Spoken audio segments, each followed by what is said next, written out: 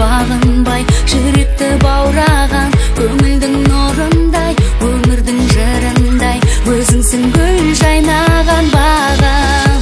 Мен үшін жолықтырған таңдап сен үшін, алыстамам мүлдем, маған жақын бол, сен болшы жанымда, лаулап жалында, сен алыстарға жүрші жанымда, бақыт сыйла бәрбір таңыма.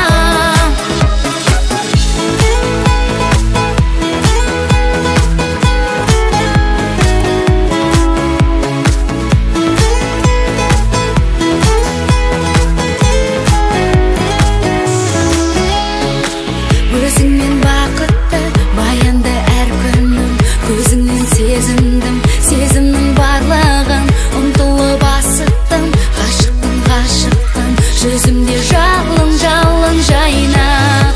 Мен үшін жолықтырған таңдап сен үшін, алыстамам мүлдем, маған жақын бол, сен болшы жанымда, лаулап жалында, сен алыстарға алыстама, жүрші жанымда, бақыт сыйла бәрбір таңыма. Жүрші жанымда, лаулап жалында, сен алыстарға алыстама, жүрші жанымда. Ал кәнекей, бүгінгі тойымыздың бет пердесі ашылсын деп жаңа құдаларды қарсылайықшы кәнекей, мархабат. Ал жаңа құдалар, дұрдыр болмалайық.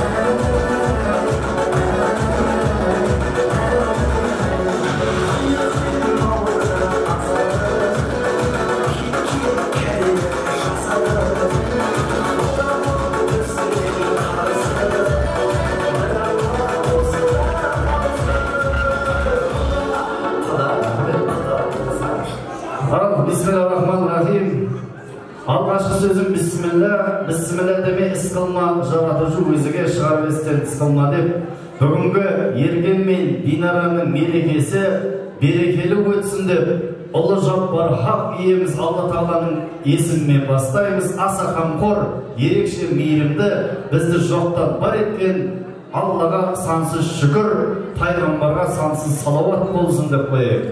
Ал жақсылар, Assalamualaikum деп дидар насip еткенде, қол алысып көңілденбес жоқ менде. Күн нұрындай сәлеміне адамның бұл дүниеде ғанибеті жеткен бе?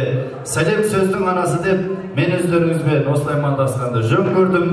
Мінеки түтініміз ұшқан, боп ақшасы бүтінді, келешегі бүтінді, бауырайынан бақ қойнынан құт кетпеген Алматы өңірінде, Алатаудың бөктерінде ұлан-асыр той болмай жатқаны баршамызға белгілі. Бүгінгі тойда ақынның тілімен әспет деп айтар болсақ, той ырыс, той дастархан, той думан, той қуаныш шаттық бізге сыйлаған, той мереке, той жақсы, той тірлігімнің куәсі, той ежелден келген ата-баба мұрасы деп, өздеріңізді осындай жақсылықты көрсе, қуанышты бөліссе деп ерген бауырымыз шақырған екен. Бұдалар, ағайындар, қош келдіңіздер. Ал енді қадірлі жақсылар, ортамызға бүгінгі қосылып жатқан жас жанұяны шақырғым келіп отыр. Ерген мен Динараны, Шұғыла әпкесімен, Ержан бауырымен бүгінгі той сондай ерекше болайын деп тұр ағайын. Өзге тойдан ерекше болайын деп тұр. Ерекшелігі сол қыз жолдас, ұл жолдас деген болмайды. Жастар төрде отырмай. Одан кейін бүгінгі тойда 6 ақ дос болады, 6 тілек болады. Құдалар жақтан 3 тілек, біздер жақтан 3 тілек болады. Соған келістіреміз енді. Ал енді бұл Ергеннің өзінің тікелей несі, тапсырмасы, Ерген бауырымды Динараны ортаға шақырайын керек. Өздеріңіз қошеметтеріңіз беріңіз.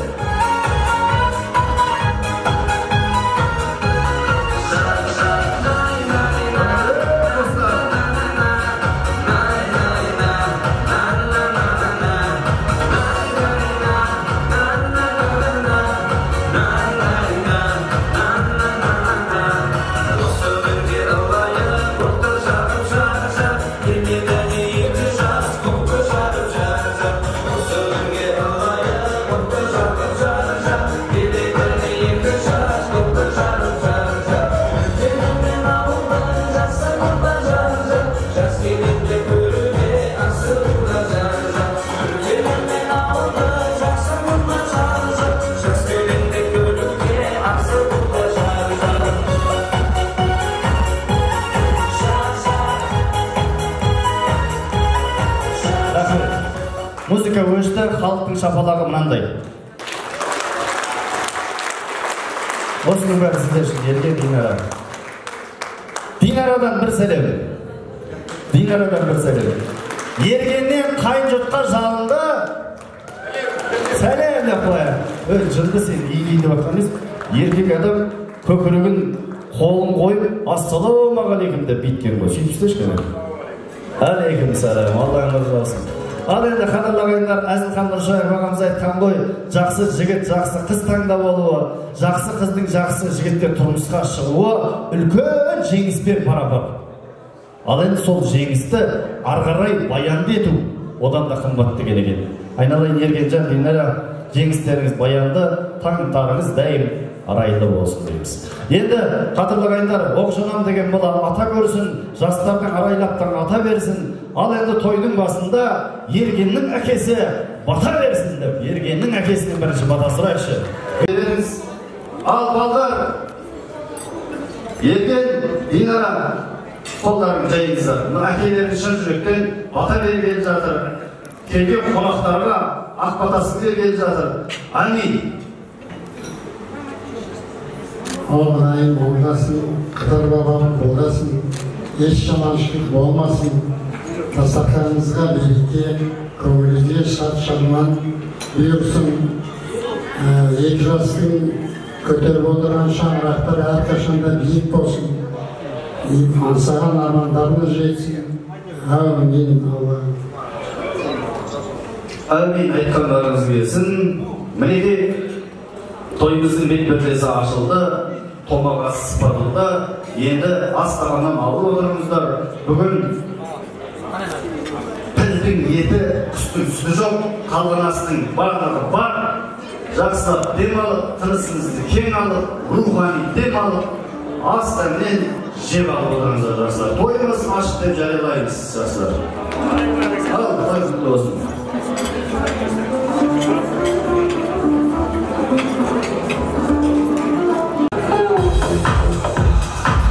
Қалай отырмыз ағайындар? бәрі жақсы отырмыз ба, көңіл күй.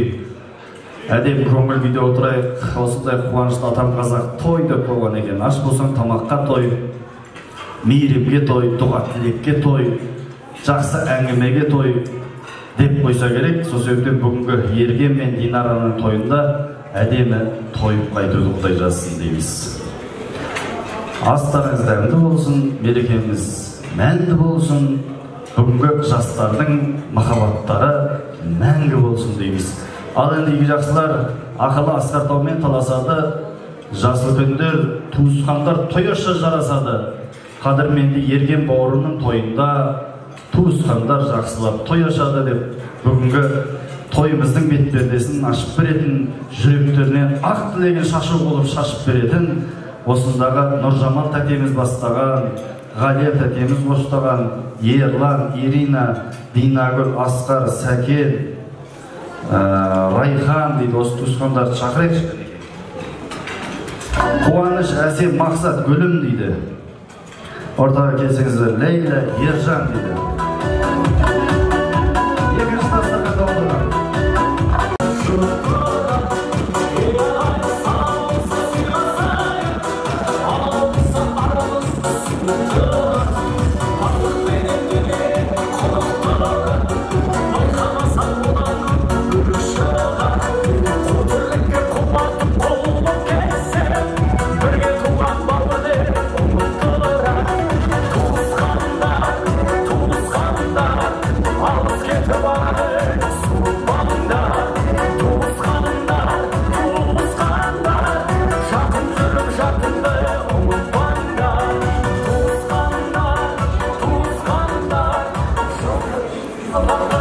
Бәрекелді, қош келдіңіздер.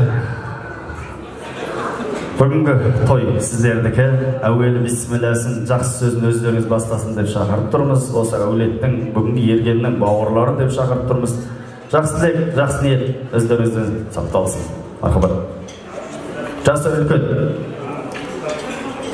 Нұржамал тәтем. Қосқан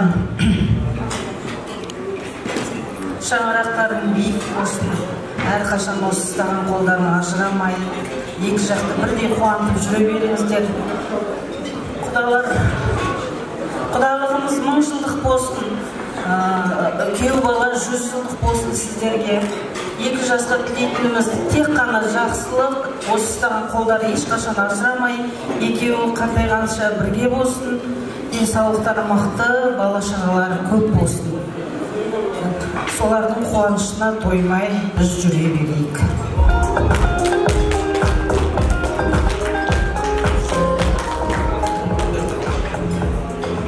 Динара и Ерген, я вас поздравляю. Желаю вам семейного счастья. Будьте счастливы. И мы будем радоваться за вас. Все будет пусть хорошо.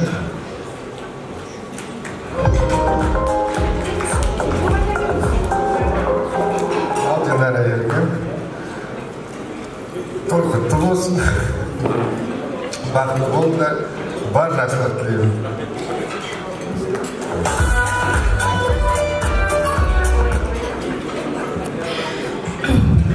Құрметті құдалар, келген қадамдарыңызға гүл бітсін. Енді екі жас бізді қосып, осындай бүгін біз төрде отырдық, енді сіздер төрде отырдық. Сол Ерген, Динара екеуіңізді құттықтаймын. Енді жанұя құру деген, үйлену деген, конечно, жеңіл, жанұяны құру, соны сақтау, енді барлығы сіздердің қолдарыңызда. Ерген, Динара енді екеуің тәтті өмір сүріп, бізді қуантап жүре берсеңдер. Динара енді бізге келін болып, он аяқтан жақсы бір үлгілі жанұя болыңдар екеуің. Екеуің өмірде неше түрлі жағдайлар болады. Соның бәрін екеуің бірге қолыстасып, өтіп, көп балалы болып, шүбірле болыңыздар. Енді тек қана өмірдегі барлық жақсылық тілеймін. Енді екеуіңде ақыл тоқтатқан жастасыздар. Сол енді барлық жақсылық тілеймін. Екеуің бақытты бол, дендерің сау бол. Енді біз тек қана тойларына кездесе берейік, құрметті қауым. Жақсы күндерді тілеймін. Еркен, от души поздравляю.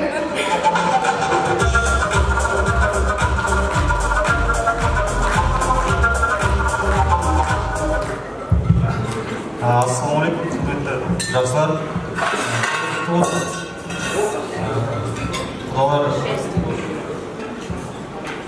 Құдалар мың жылдық болсын. Ерген, Динара, шаңырақтарың биік болсын. Барлық жақсылықтар тілеймін.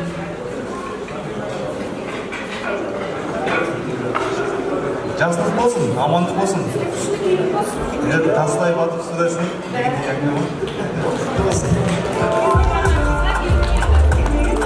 Сен?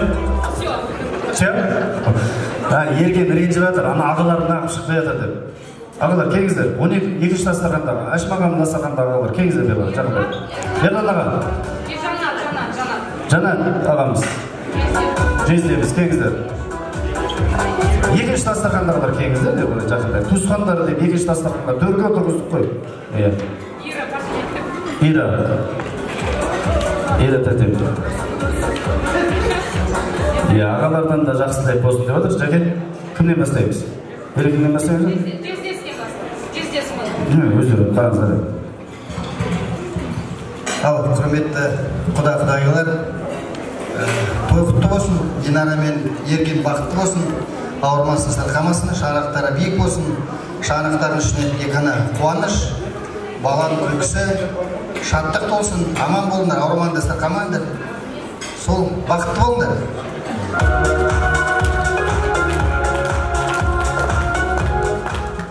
Ерген, Динара, я с души поздравляю за новый год жизни, чтобы радовали родственников, свою счастливую семью, чтобы все было хорошо.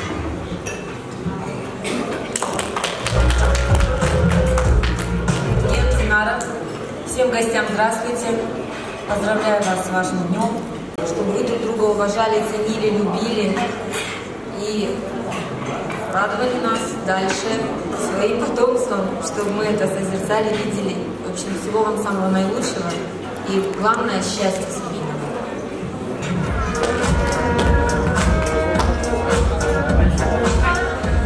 Ассалаумағалейкум, құрметті қауым. Егем құдалық 10 жылдық болсын. Ерген, Динара, сіздердің үлкен тойларыңыз құтты болсын, денсаулықтарыңыз мықты болсын, балалар шағалы болыңыздар, көтерген шаңырақтарыңыз биік болсын. Сол құтты болсын.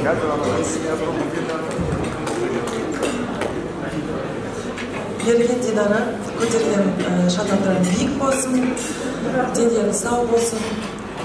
Аллам сіздерге салиқалы ұрпақтар нәсіп етсін. Үйлеріңізде тек қана бақыт болсын.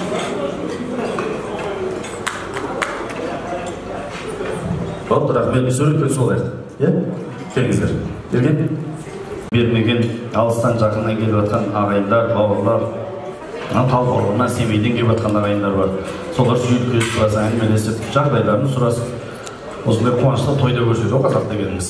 Енді ортамызға тамағымыз дайын болып қалды деп жатыр. Бүгінгі мейрамханамыздың әзірлеген ыстық тағамы сіздерге қарай жол тартқан тұрып қабыл алып отырыңыздар. Ал кәреге жігіттер бастайық, қыздар бастайық, басы, жапасы бастайық.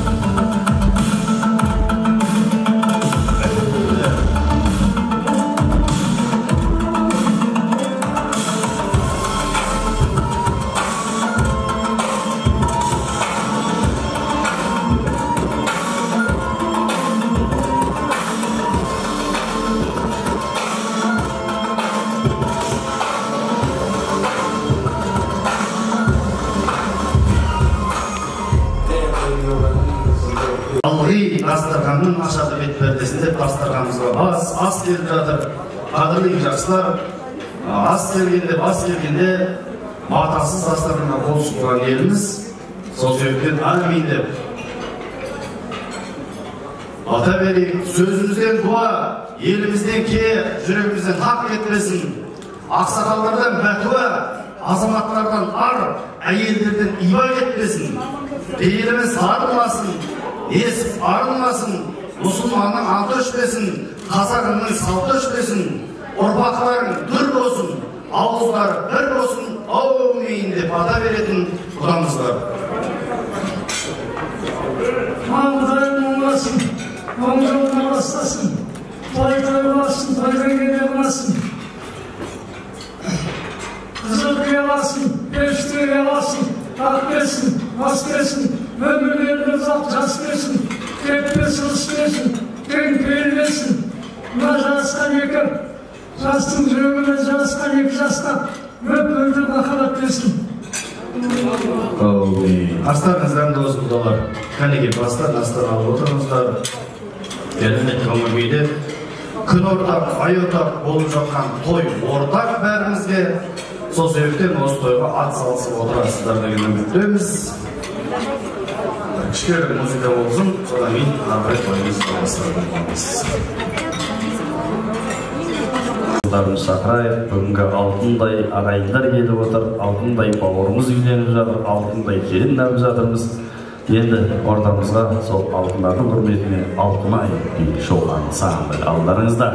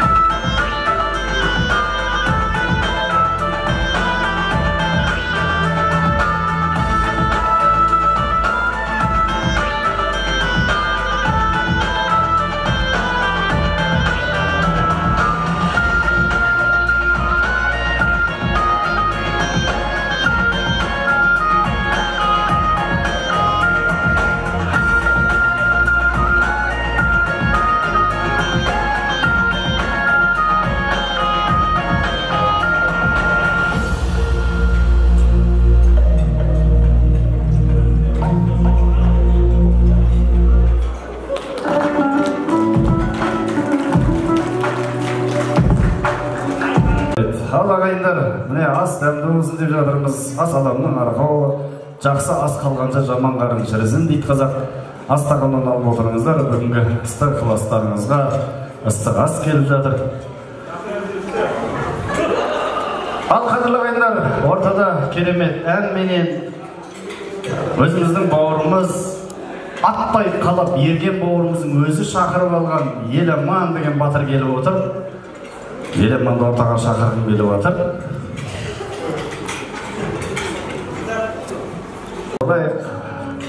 Әркімдің өзіндік бағасы бар, әрқашан аман болсын нағашылар. Қанатымен сүзекке қарлығаштай төбінде солар бізге жанашылар деп келіп отырған ерген бауырымыздың нағашылары бар осында.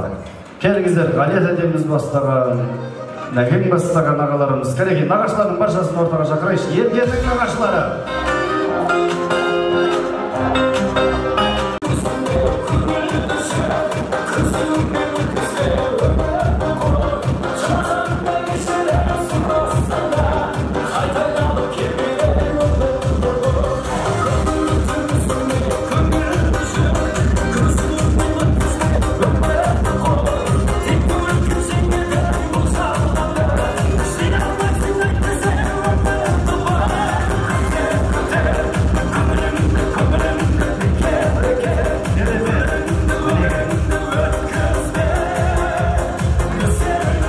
Нағашылар, қош келдіңіздер. Көптен күтіп сағынған күннің заңына табиғаттың бағынған күн. Әрине, бүгінгі ерген бауырым үшін үшінші жұрты табылған күн деп жатырмыз. Сол үш жұрттың бірі нағашы жұрт. Нағашылар ақтілеп өздеріңізден ақталсын.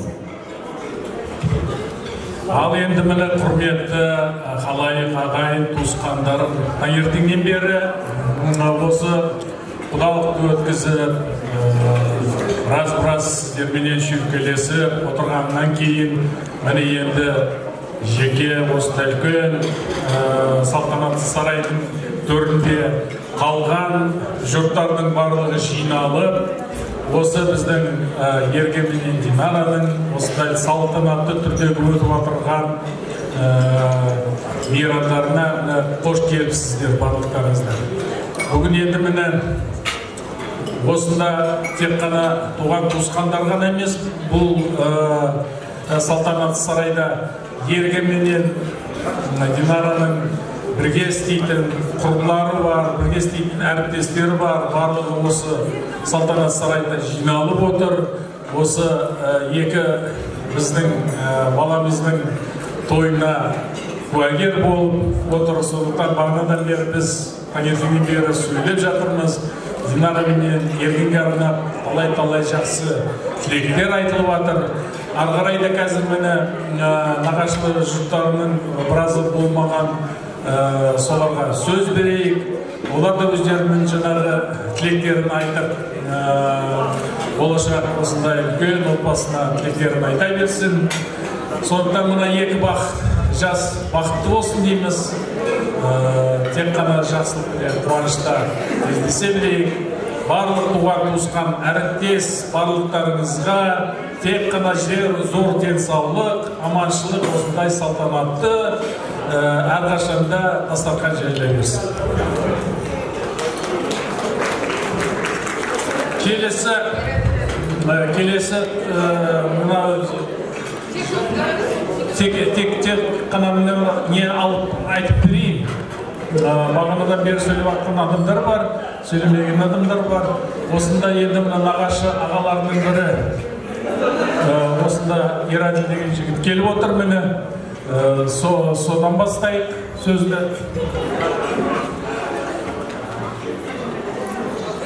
Ерген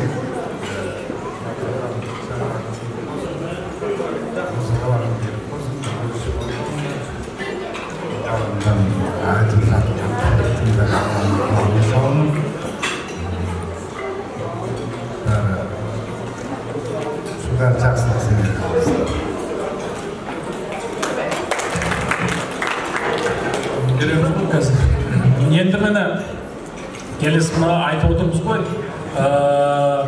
үлкен нағашы ағалары бар. Сол бүгін ағасы кішкене ауырып қалыпта келіп қалай үйдегі біздің келіміз келіп отыр. Сол өзінің атынан нағашы ағасының атынан тегін айтты.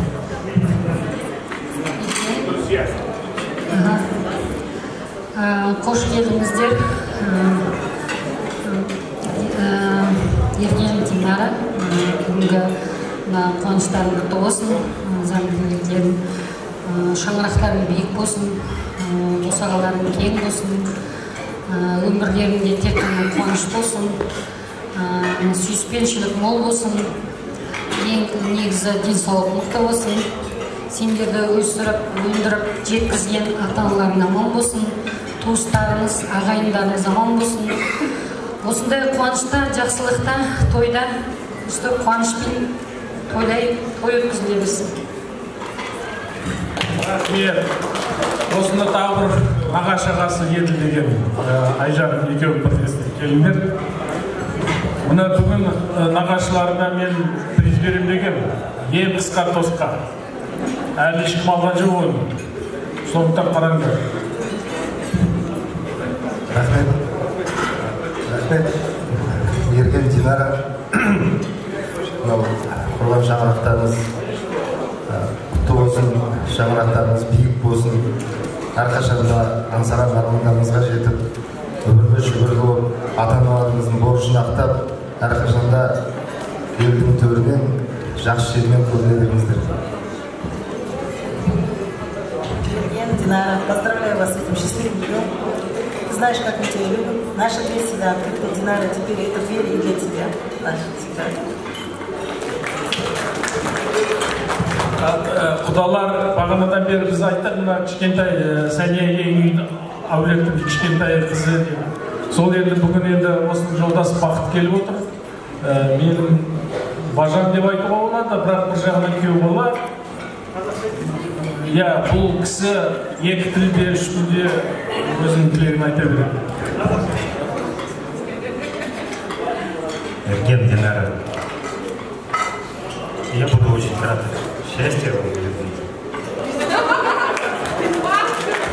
Призді алып кететін түрі бар.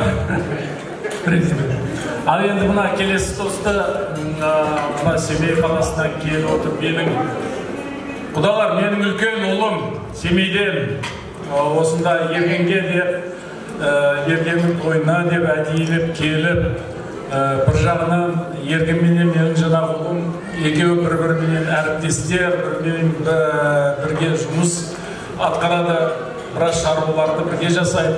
Сондықтан мынау Ергеннің тойына деп әдейі өзі келіп отыр. Начнем оригинально. Все говорят Ерген, я скажу сначала Динара. Наконец-то раз знакомству, рад увидеть тебя. Вам двоим хочу пожелать терпения, счастья и не уставать разговаривать. Только в споре всегда рождается истина. И пусть она будет всегда.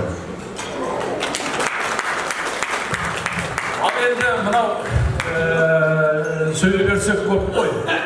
Мен қазір енді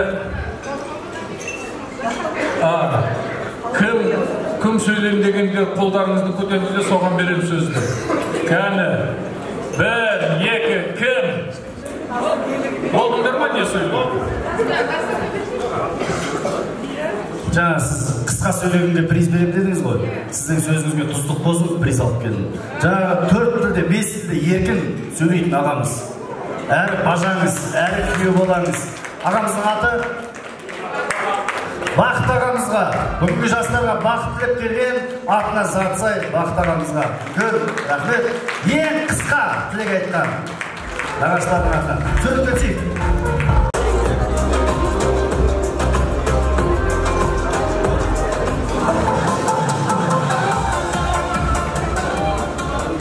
Рахмет нағаштар, керемет тілек айттыңыздар. Нардай нағаштар, аман болыңыздар, бар болыңыздар. Жүк көтеретін нар болыңыздар. Кәнеге дастарханның басынан, жақсылардың қасынан орын алыңыздар. Дүрдет дөңгелек тойымызды жалғап отырайық. Мынау Ерген бауырымыз. Келші Ерген, Динара. Ортаға келіңіздер. Құрметті ағайындар, мен Ергенмен сонау 2000 жылдан бері жолдаспын, доспын. 2000 жылдан бері 23 жыл болыпты. 2023-те тұрмыз ғой. Екеуміз бірге оқыдық. Мен үйленгенде бұл күйеу жолдас болған. Құдай дүние алма кезек бүгін мен тамада болып тұрмын. Тамада болмай қойыншы деп едім. Болмай қойыншы дедім. Еламан деген шәкіртім бар осында. Осы жігітті алып келіп отырмын. Сосын тағы Исламбек деген бауырымыз, онда кейін көре жатарсыздар. Ары қарай мен қуам енді, осылар басқарсын енді. Рахмет. Ассалаумағалейкум, той құтты болсын.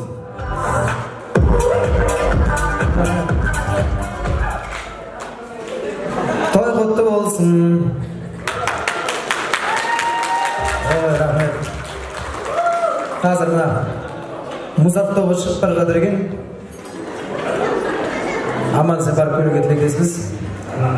Құрметті ағайын, құрметті жақсыларымыз, бүгінгі қуанышты думан тойларыңызбен барлықтарыңызды шын жүректен құттықтаймыз. Алтын басын иіп, алтын уақытын қиып, осы қуанышты бөлсе көбейеді, қайғылы бөлсе азаяды деп қуанышты шынайы шын тілегімен, шын ықыласымен бөлісіп келіп жатқан ағайын туысқанға той иелерінің тарапынан айтар алғысымыз шексіз. Той құтты болсын деп бастап қояды.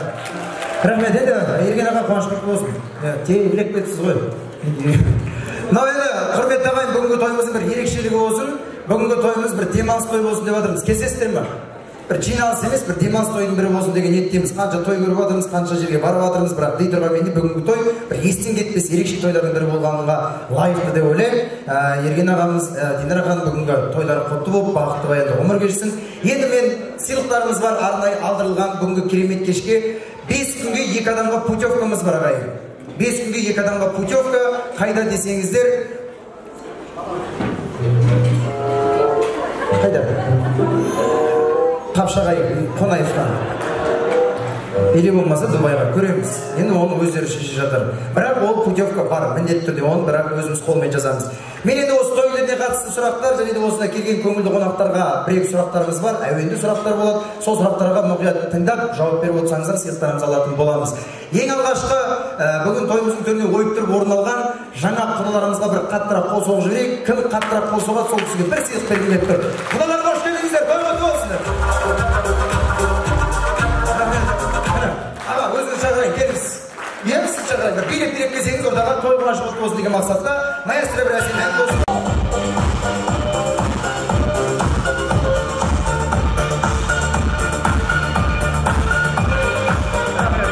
Ассалаумағалейкум. Қуаныш құтты болсын. Әуретке кім болып білесіз? Жездесі. Жездесі, Ергеннің жездесі. Жездені де өзіміздің светтен таңдапсызда да? Нормально.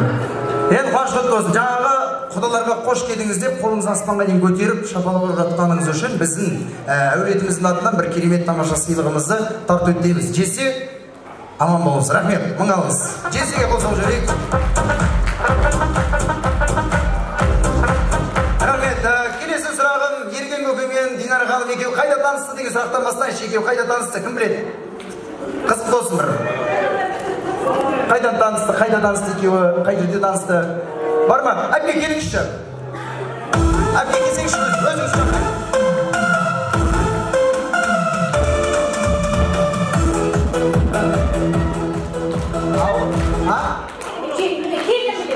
Келіңіз келеді? Сіз білмейсіз ба не? Апай, сіз білмейсіз ба? Марал дей ма? Ладно, Марал, келіңіз, қаныңыз қалай? Жақсы ба? Марал ханымға қол соғып жіберейік, міне қандай керемет. Марал ханым, әулетте кім? Динараның жеңгесі. Динараның жеңгесі, міне қандай керемет. Динараның жеңгесі, Марал ханым, көзіңізді ашасыз ба? Өзі сондай екен, тұра бересіз. Аха. Марал ханым, екеуі қайда танысты? Кафеде. Кафеде танысты, білесіз да? Айта беріңіз. Не білесіз, қандай информация білесіз, айтыңыз.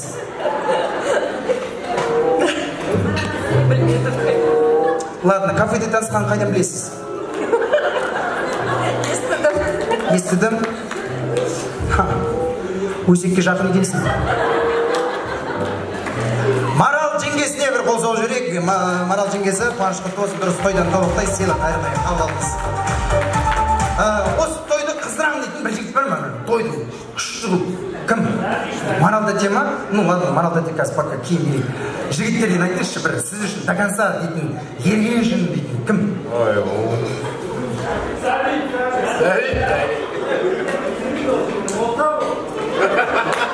Сәбит билемейді, ол молда.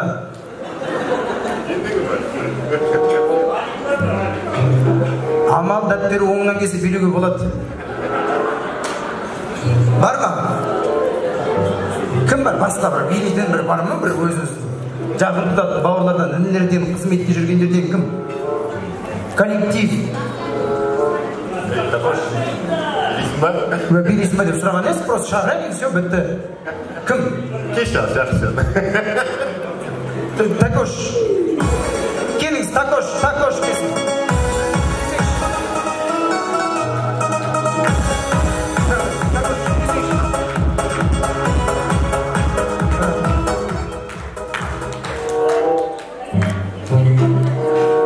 Аман болыңыз.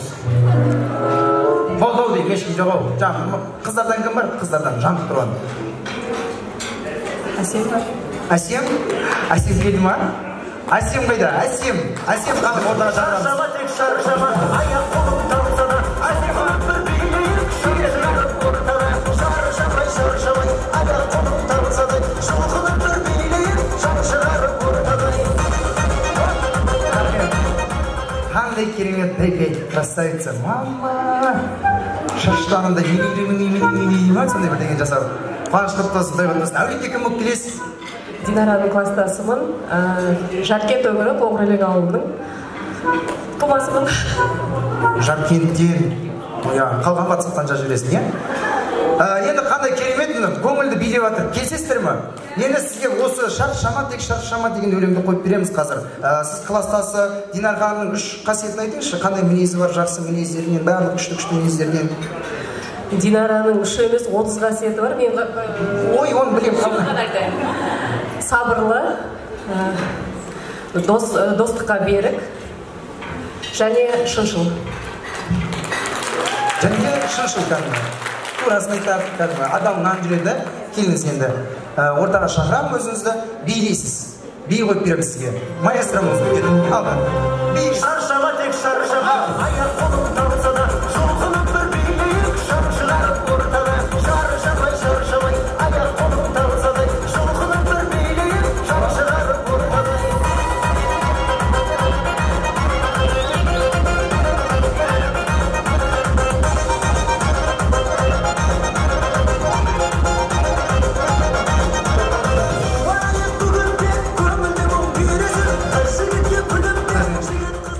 Әсем, рахмет, аман болыңыз. Аға, десеңізші, ассалаумағалейкум. Бүгін қалыңыз қалай? Амансыз ба дейсіз, қалыңыз қалай? Қош келдіңіз аға, той құтты болсын. Атырған жездесі болады. Әне. Неге жезде деген осындай болу керек қой? Ақ көңіл, кәдімгі, ешкіммен шатағы жоқ. Әсем шықты, билеп кетті, міне. Ақ көріп қой. Ана қыздарды көтеру керек қой.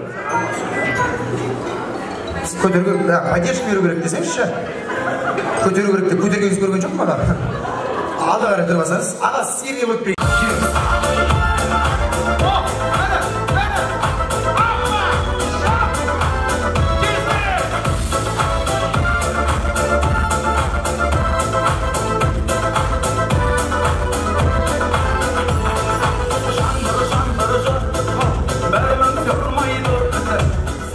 Кезде осы жаңбыр жақ деген музыка қосылғанда отырған орныңыздан жезде тұрасыз, билейсіз.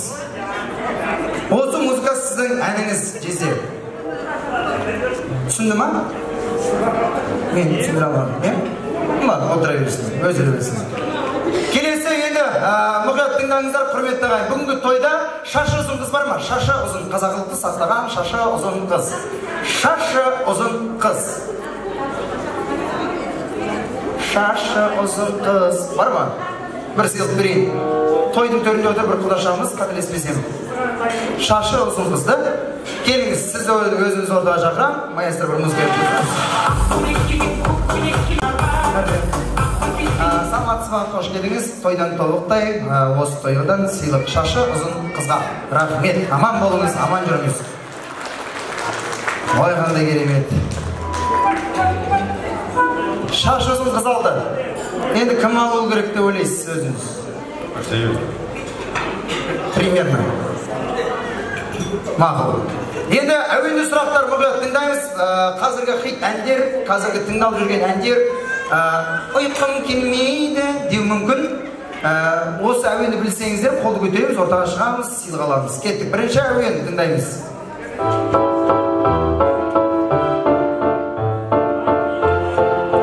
Келіңіз.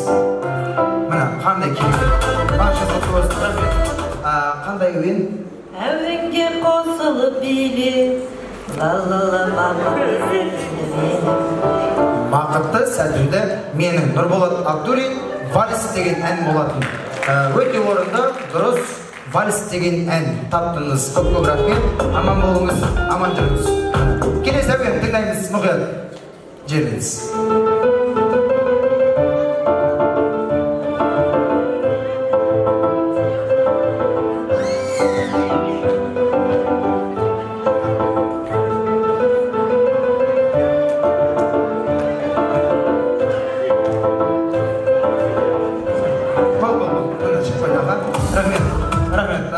Саламатсызба? Девушка из города. Девушка из города Караганда. Дұрыс. Девушка из города Караганда.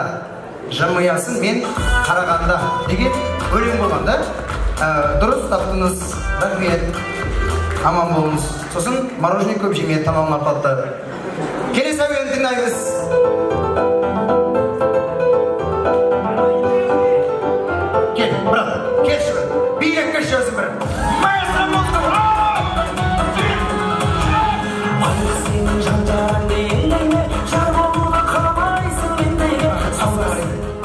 Қуаныш құтты болсын. Есіміңіз? Бағдәулет. Бағдәулет. Ас болсын Бағдәулет. Аға, байқадым Бағдәулет. Саған да маған да бір система болу керек екен сен білетін.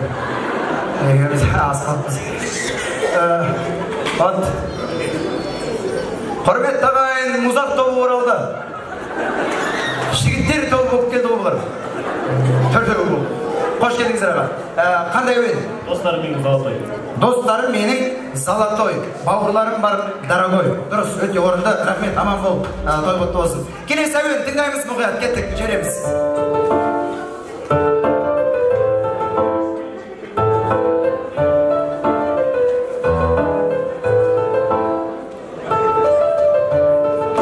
Келіңіз аға.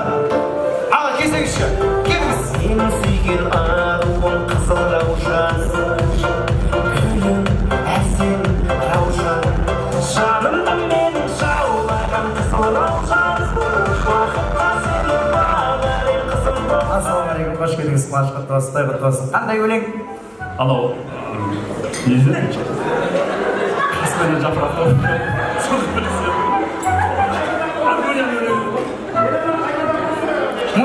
Музыкасы қайттан қосайық. Давайте.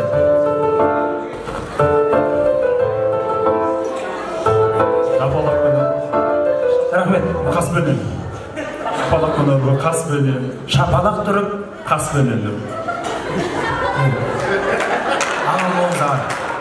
Бірақ сіз ұрмай-ақ қойыңыз, шапалақ қасымен өше. Негізі мынау Шымкенттің имамы, бас имамдар. Имамдар өлең тыңдамайды деп кім айтты? Көріп жатсыңдар ме? Шымкентте имам, Алматыда Иван. Көрініп тұр ғой. Шапалақ тұрып қаспенен, ажа маспенен деген айтпай тұр ғой. Келесі әуен тыңдаймыз.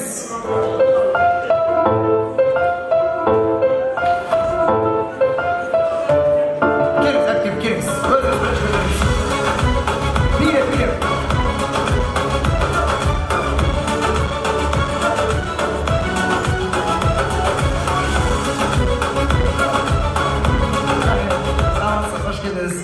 Қандай әуен? Сен қорқақсың. Қорқақтан біліп қойдым. Әзіле отырып, сен қорқақсың деген әуен орындайтын Нұрболат Абдуллин. Өте орында, дұрыс. Күшті тауып алдыңыз, резкі тауып алдыңыз, тез тауып алдыңыз. Сіз негіз Нұрболат қатты танитын сияқтысыз ғой, да? Нұрболат? Жақсы әнші, жақсы тыңдайды. Аха, бізде екінші микрофон бар ма? Екінші микрофон берсеңіз, біз дуэт болайық. Бір қол соғып қойыңыздар, бүгінгі Ерген ағамның тойында арнайы шақыртумен келіп отырған қазақ эстрадасының еркесі, ерке қыздарыңыз Ерке Есмахан. Сіз Ерке Есмахан болыңыз. Шәріпшіден айтайық. Кейін айтамын Шәріпшіден апай. Бүгін Ерке Есмахан болсаңызшы. Ерке Есмахан 60 жылдан кейін тура сіз сияқты болады. Давай сөйтейік, сіз Ерке Есмахан болыңыз. Қазір айтамын, мен айтамын, сіз тыңдаңыз. Сіз Ерке Есмахан. Мен Райым, мен Төреғали Төрәлім. Төреғали Төрәлі. Алло дейтін өлеңі бар, екеуінің білесіз ба? Алло. Ой, күшті. Кредиттер едіңіз ба? дұрыстап алыңыз. Алло. Алло, бұл кім? Жұлдыз мұсың? Ой, апай, мені қараңыз. Алло, бұл кім? Кімді іздедің? Таныдың ба? Сосын сіз айтасыз, жұлдыз деді, деген сияқты, иә? Кеттік. Алло. Алло, бұл кім? Кімді іздедің? Таныдың ба? Жұлдыз беді. Жұлдыз беді, екен. Ладно, оны айтып қойған. Тоқтаңыз, соңыз деген білесіз, да? Тоқтаңыз, соңыз тоқтасаңызшы. Мен ана ұлдың айтатынын айтамын, сіз қыздың айтатынын. Ат жетектеп, ер жігіттік білетін, соны айтамыз. Таңертең мен бір сұлу суға келеді. Суға келеді. Суға келеді. Ат жетектеп бір жас жігіт еріп келеді. Тоқтаңыз, сұлу су іздеген, танысқым келеді мен сізден. Айтыңыз, атыңыз кім болады, танысып көрмеген бұрын қызбен. Қыздар.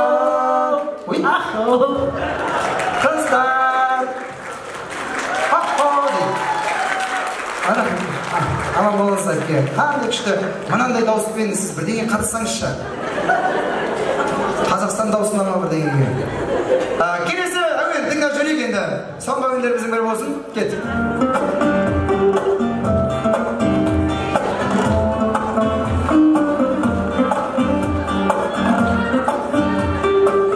Келіңіз. Дұрыс, қалыпты негіз.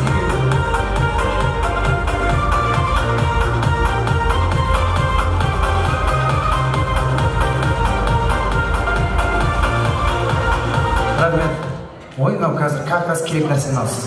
Бит жүресте вентилятор болады. Қандай өлең? Жан досым. Жан досым. Әуленке кім? Сестренкасы. Динараны? Өздерінің әкелген сияқты өздерін алып жүріңдер. Алды. Бар ма тағы бір өлең? Давайте бір өлең соңғысын тыңдап жүрейік. Кеттік жеріңіз.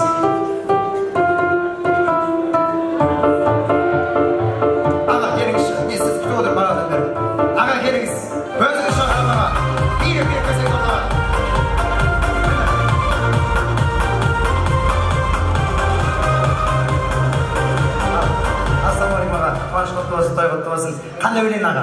Ақсәулем өктем Алтаев өлең. Өте керемет. Қой жүріңізші музыкасын бірге айтайық аға екеуміз. Жүріңіз, кеттік.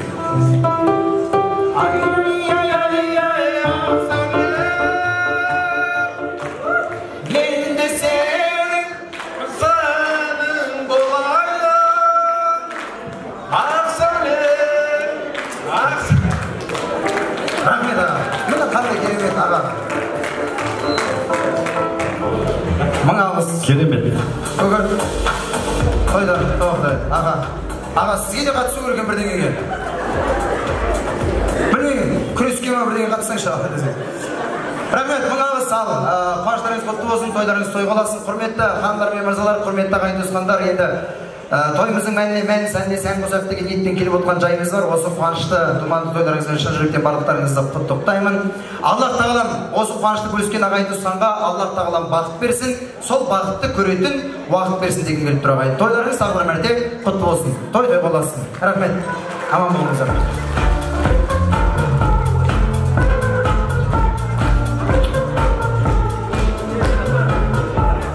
Иә, тұра беріңіз.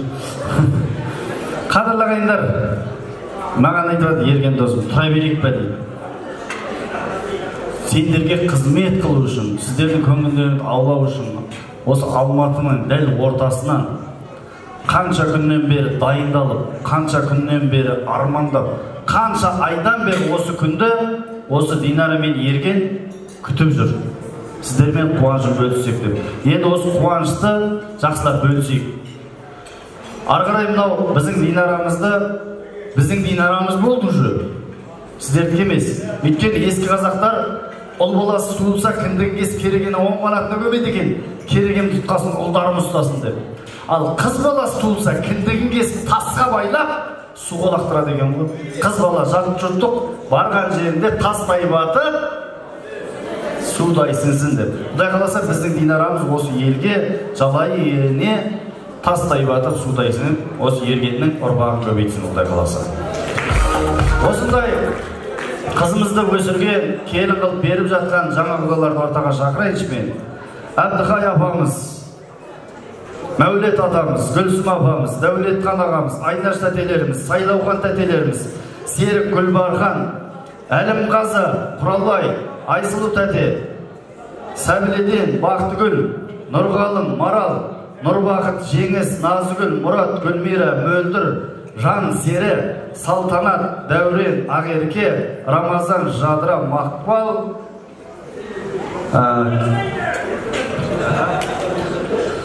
Бауыржан құдамыз, Гүлзақиба құдағиымыз, Құралай құдағи, сіңілдері Дариға, Саят, Ақбота дейді. Келіңіздер.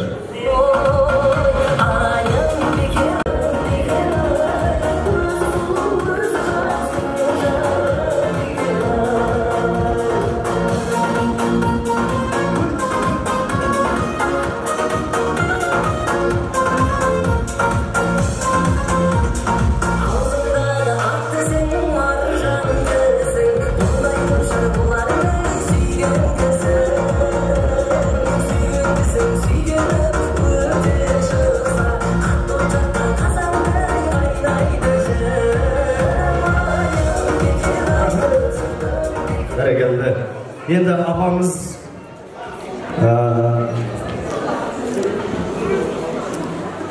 осы апамызға ана жаққа әурелемейік деп қасына келіп жатыр. 21-ші ғасыр ғой, үнтаяқта қазір шылуы жоқ баяғыдай. Қасына келе береміз. Адамдарына нұр жаусын, Динараменен түйетін болыпты, екеуін қоғышпақтарымыз, өтірші болсын, ақты болсын, ертең өмір үшінді болсын, ауды есікті атып, есікті болсын. Динара, жаным, ақты бол, ертең екеуін ақты бол. Роза, Роза, сен берген қызым сенге жаным, Розатай. Балаларың аман бол, аман есен жүре беріңіз балаларың басы. Аспанымыз ашық, саманымыз тыныш болсын. Ел аман, жұрт тыныш болсын. Не дейін басқа енді? Менің жасым берсін, Динара, ерден. Әмин, айтқаныңыз келсін апа, рахмет. Керемет, тілек айтты апамыз. Жасыңды берсін деп жатыр, жолыңды берсін деп жатыр.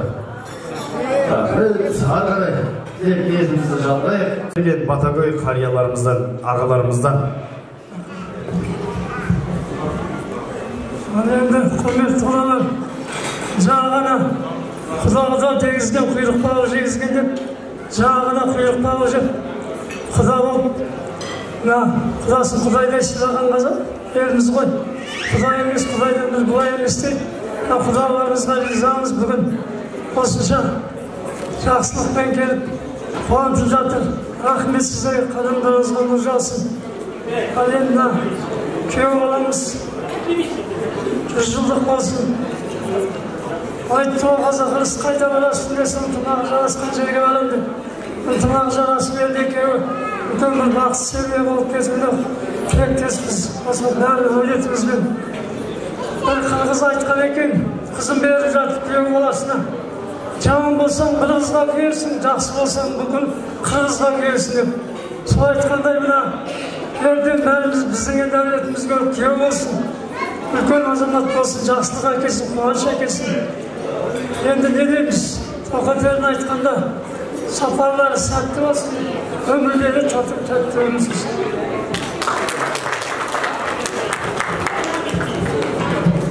Енді бүгін мына тойға жиналған қауым, бүгін екі баламыз бен қызымыздың тойы болып жатыр. Енді осы екі баламыз бақытты болсын, көтерген шаңырақтары биік болсын, дендері сау болсын, бақытты болсын. Тек қана осылардың қуанышына, жақсылығына келейік. Тойымыз той қыласын. Ассалаумағалейкум, құрметті тойшыл қауым. Бүгін қызымыз Динара шаңырағымызға қош келіп жатыр. Күйеу бала. Енді не дейміз, тек қана екеуіне бақыт, қуаныш тілейміз. Мынау ұстаған қолдарың мәңгілік болсын. Өмірдің бір жақсы, ұлағатты семьясы болыңдар. Алла бұйырса, мынау үлкен шаңырақта келесі жылы мына құда жекжатпен, ағай туыспен екеуіңнің нәрестелеріңнің тойын тойлауға Алла нәсіп етсін. Амин, амин. Құрметті құдалар, төрден алған орындарыңыз құтты болсын. Қолдарыңызға қонған біздің қызымыз аялай біліңіздер. Сіздерге қосылу шаңырақтарыңызға қону уақыттан бақыт қой. Сіздердің елдеріңізді бақыт етем, сіздердің әулеттеріңізді биіктен көрсетемін кетіп баратыр. Енді сол қызымызға кішкене қол ұшын беріп, сол әулетті биіктен көрсетуге, сол шаңыраққа бір үлкен жанұя болуға Алла нәсіп етсін. Рахмет. Енді Динара бақыттың ішінде бәрі сәтті болып, бақытты болуда.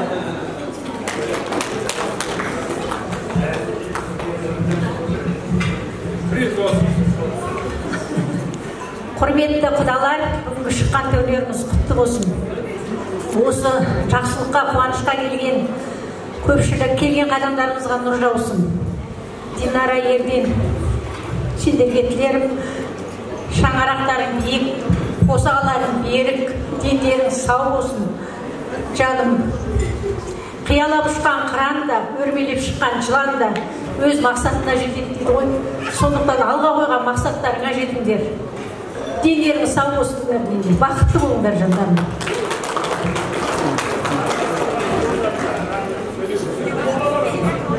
Ал құрметті тойшыл қауым, бүгінгі болып жатқан той құтты болсын. Енді 2 жасқа бар, бақытты дейік, бақыттың ішіне бәрі сияды. Бақыттары баянды болсын.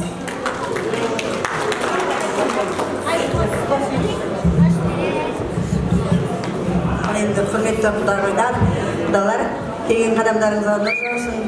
Және Розга, бүгін Динара мен Ергеннің көтеген шаңырағы биік, босағасы берік болып, дендері сау болып, бақытты өмір кешсін.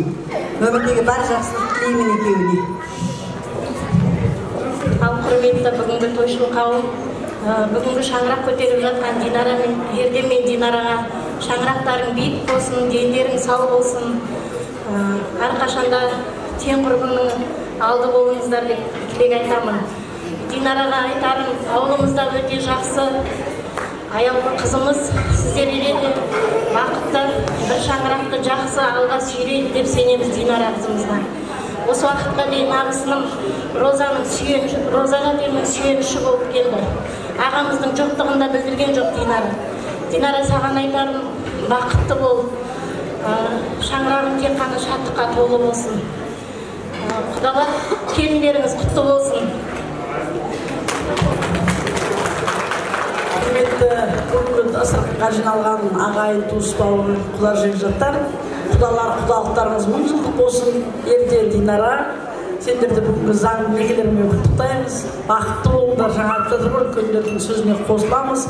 Розга, қыздар бақытты болсын, солардың жақсылығын көп, тек қана қуанышта осылай ақ дастарханда жолыңа өрейік. Бақытты болыңдар. Босағалары берік, шаңырақтары биік болсын. Осы тойда айтылып жатқан әрбір тілек Алланың құлағына шалынып, қабыл болсын.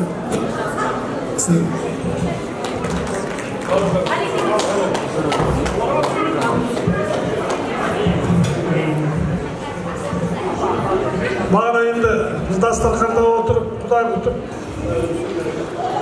ішкі дүниеміздің бәрін шығарған сияқтымыз. Мен енді 2 балаға тек қана бақыт тілеймін, аман болсын. Әрқашан биіктен көрсін.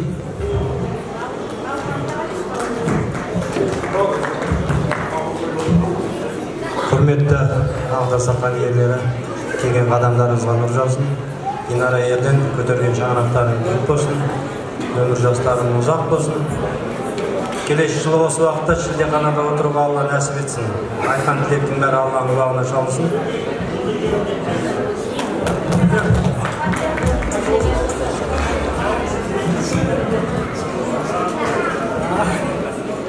Ассалаумағалейкум, тойшыл қауым. Розка, жасап отқан тойларың құтты болсын. Анамыз саған дұғай сәлем. Тойларың құтты болсын деді. Не айтамыз? Ерген көтеріп жатқан шаңырақтарың биік, босағаларың берік болсын. Тек қана аман болыңдар. Бүгінгі керемет той. Мынау енді бүгін жаңа Қазақстанда жаңа әдем бір той болып отыр. Неге десеңіздер, бізді Ерген мен Динарамыз анау төрде отырған жоқ, бізді наоборот жаңа құрметтеп, есікте бізді сондай бір жаңаша күтіп, жаңаша той жасап отыр. Сондықтан бұл кісілер бақытты болмағанда кім бақытты болады деп ойлайсыздар. Иә. Ал енді Ерген, Динара бақытты болыңдар, әрқашан ұстаған қолдарың мәңгілік болсын, шаңырақтарың биік, керегелерің кең, тек жақсылықта жүруге Құдай нәсіп етсін. Бай қуатты болыңдар. Енді дұрыс айтасыз аға. Мынау Ерген күйеу балаларыңыз айтты. Мен қайын жұртым есік жақта тұрып, мен өзім төрде тұрсам, көрген түсінің баласы болмайын ба деді ғой. Бұл тектіліктің белгісі ау деп ойлап отырмын мен. Ағатай, өзіңіз біле аласыз. Құдайдың берген күйеу баласы ғой. Ал жастар жағы биік болсын, керегелеріңіз кең болсын, үйлеріңіз сәбилер болсын, бүгінгі шүкірлі болыңыздар, үлгілі де өнегелі бір жақсы отбасы болыңыздар. Ал енді Ерген кезде әулетіңізге қош келдіңіз, құттықтаймыз.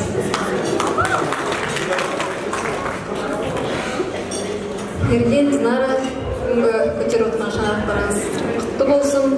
Сіздерге шынайы махаббат, бақыт тілейміз. Тек қана жүздеріңізде кірпік кетпесін, қуаныштарыңызды көрейік. Ерген енді сізді жақсы жезде болады деп ойлаймыз, сенеміз.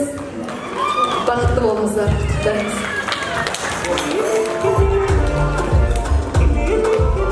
Ерген аға, Динара, бүгінгі көтеріп отырған шаңырақтарыңыз құтты болсын. Ерген аға бүгін статусы көтеріліп, бізге жезе болып жатыр. Жезе сіздерге тек қана барлық жақсылықтар тілеймін. Осы айтылып жатқан тілектер ең бірінші Алла тағаланың құлағына шалынып, бақытты болыңыздар. Ең біріншіден көз тимесін деймін сіздерге. Екі дүниенің бақытын нәсіп етсін. Менің қызым бірақ сөз тілек айтыңызшы.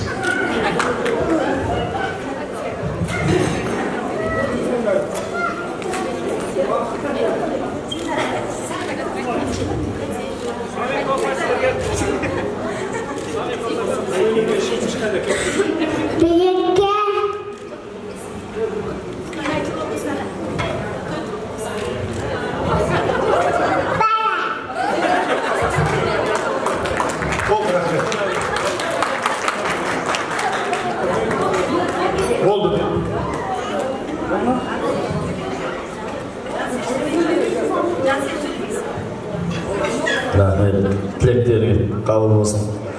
Енді қайын жұртпен суретке түс. Бір антрактқа жасақ деп жатыр. Көңілдеріңіз бимен бейнелесеңіздер, бір ас қайыр жіберсек, одан кейін енді 3 тос берілді ғой. 3 тос қалды. Соны екінші бөлімде береміз деп ойлаймыз. Бір бата болса, бата берсек, жасақ.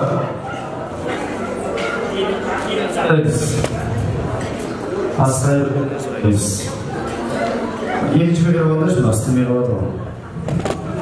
Жұрты достары, бауырлары келіп, міне алақан жайып, Құдайдан медет сұрап, бақыт сұрап жатыр. Сонда бір білгенге маржан, білмеске арзан. Құдалардан сұраймыз ба, Асқайыр ұлы? Құдеге, амин, Асқайыр жіберіңіз. Allah'ın olmasın, kızım olan olmasın, yaşamadık olmasın, basımız arandık versin, basımız amandık versin. Öyle kadar cazlayı versin, cazlayı versin, cazlayı versin. берсін, үзе берсе үзе берсін, әуелі қыстай берсін, қыстай берсе қыстай берсін, әуелі көктемге берсін, көктемге берсе көктемге берсін, нақылысқа жасымыз жақсылыққа беттей берсін. Амин. Amin. Kudalarımız pastaya, kudalardan geçeceği bir sürpriz. Amin. Hey! Boşara!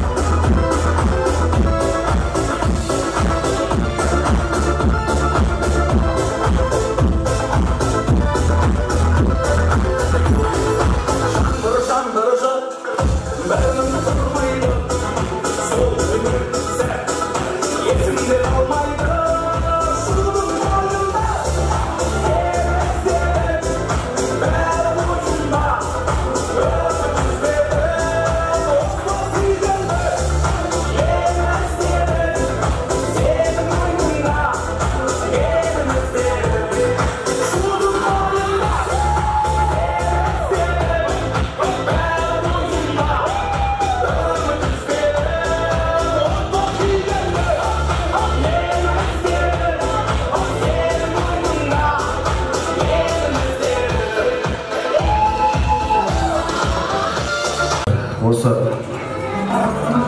ерген бауырымыздың тойына келіп жатырмыз. Осы ерекеңнің көптеген қырлары бар.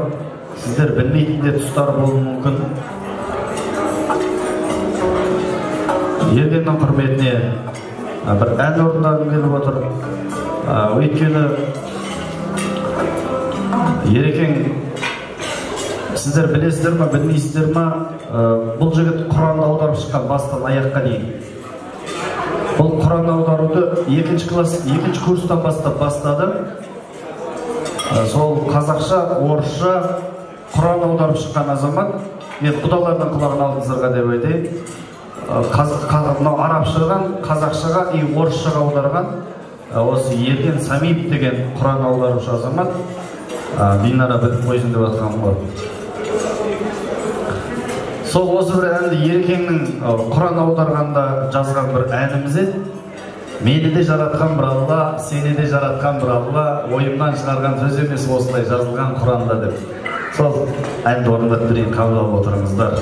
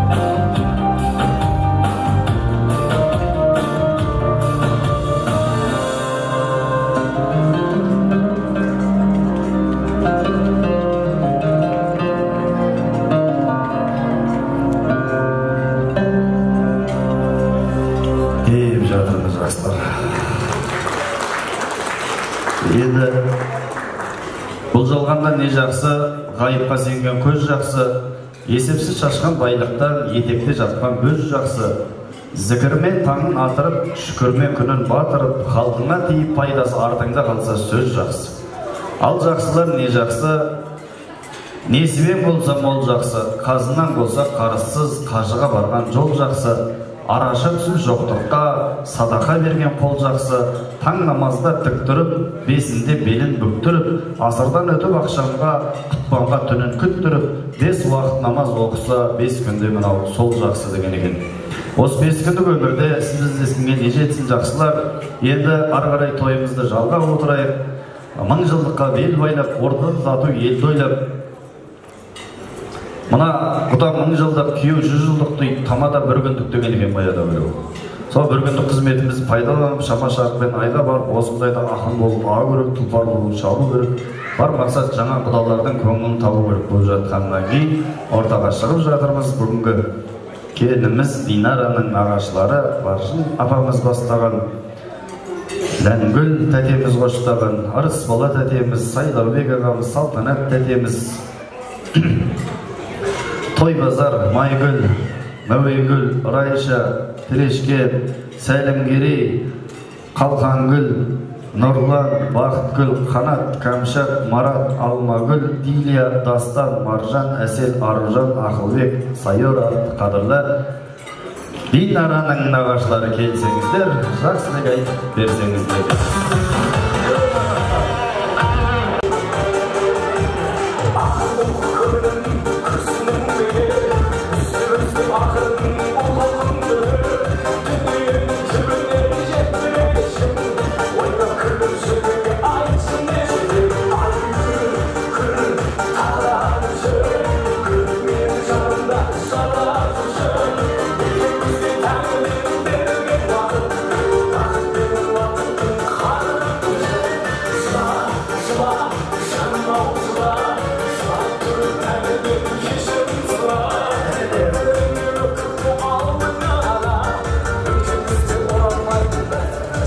Және де осы арнайлап қадірлағайындар бүгінгі Роза тәтеміз, яғни бүгінгі Ерген бауырымның енесі Роза тәтеміз, құдағиымыз. Мархабат кәнеге арнайы музыкамен ортада ал кәнеге Динараның оласы.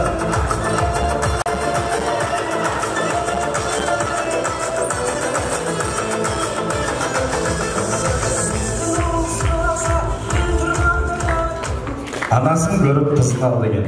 Бауырым Ерген жар таңдаудан жаңылмаған екесін. Орыстар айтады, посмотри мамашу, забери машу деп. Әдемі. Ал кәнекей, ақ тілекті ақтатын, көргенділік танытатын ортадағы ағамыз бастайды деп жатыр. Мархабат, ағатай, қош келдіңіз кәнеке.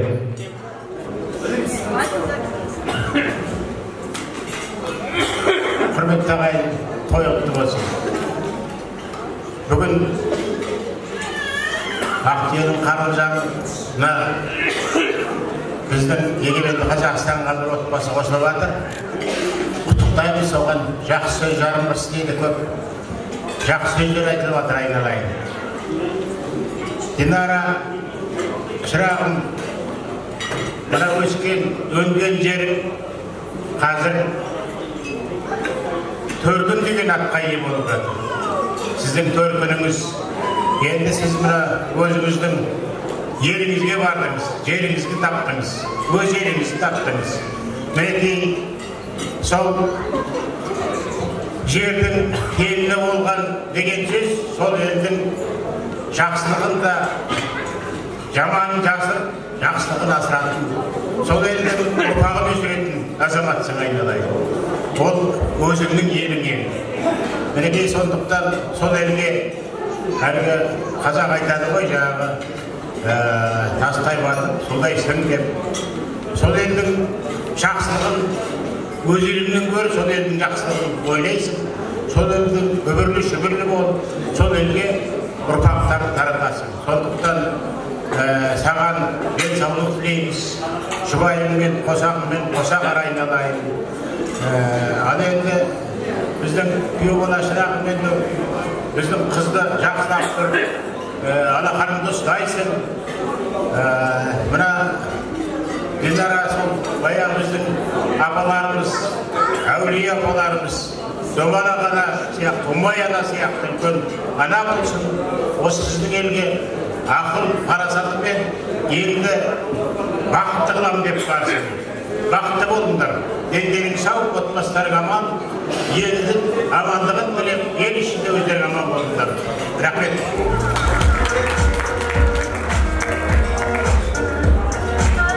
Енді мен қысқа айтайын.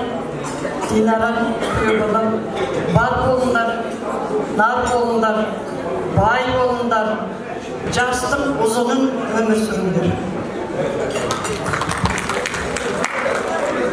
Құрметті ағайын туыстар, мына үлкен керемет ел шаңырақтың астында біздің Динара анамыз бен Ерген екеуі отау көтеріп отыр. Мен не айтам енді, бақыт, қуаныш, жақсылық болсын. Бұрынғылар айтқан екен ғой, бақыттымын деп мақтанба, малым бар деп жұт болса қайтесің дейді. Бақыттымын деп мақтанба, ақшам көп деп мұз болып еріп кетсе қайтесің дейді. Бақыттың ең үлкені жамағат, бастың амандығы, деннің саулығы дейді. Ол ешқашанда, еш уақытта сатып алмайтын дүние. Сондықтан осының дендерің сау болсын, бастарың аман болсын. Қазақстанымыздың бір жақсы, керемет, отау құрған семьясы болыңдар. Біздің Қазақстанымыздың санағын көбейтетін жақсы бір киелі үй болыңдар. Бақытты болыңдар айналайындар. Құрметті құда-құдағилар, мынау бүгін Секенің шаңырағында, сіздердің шаңырақтарыңызда бір үлкен қуаныш болып отыр. Бізге жиен, сіздерге келін болып отқан Динара қызымыз барған жері бақыт болсын. Дендеріңіз сау болсын. Осы жиен қыздарымыз бізге тәрбиелеп өсіп жатыр. Бала кезінен бәрі білеміз. Тірі болса кесі марқұм басқаша болар ма еді деп ойлаймыз. Жездеме менен бір жас үлкен ғана еді. Өмірін қалжыңдасып, жездеден бір қисалыңдап көрген емеспін. Тет өстік, қатар өстік, бір жас кішен Секен марқұмнан. Мынау енді әкеңнің ойлап кеткен армандаған арманына жете қоймаған. Барған жеріңде бақытты бол. Мынау барған жеріңе мәнсінбей, менсінбей, сол ауылға үлкен келін бол. Атақты да, мейірімді келін бол жаным. Екеуге үлкен ғұмыр тілеймін. Балалы шағалы болыңдар. Барған жеріңде ата енеңді, апаларыңды, туған туыстарыңды сыйлап сен, сонда сен ғана сол ауылға келін болып өсесің. Бұл мынау енді Албан атамыздың нелері ғой, ұрпақтарысында. Біз нағашыларымыз, олап отырған төрдегі апаңның жолын берсін балам. Мынау өзіміз жағымыздан баршын апаңның жолын берсін. Тілейтін бақыт, денсаулық, жылама барған жерінде. Бақытты бола қойыңдар. Бақыт тілеймін.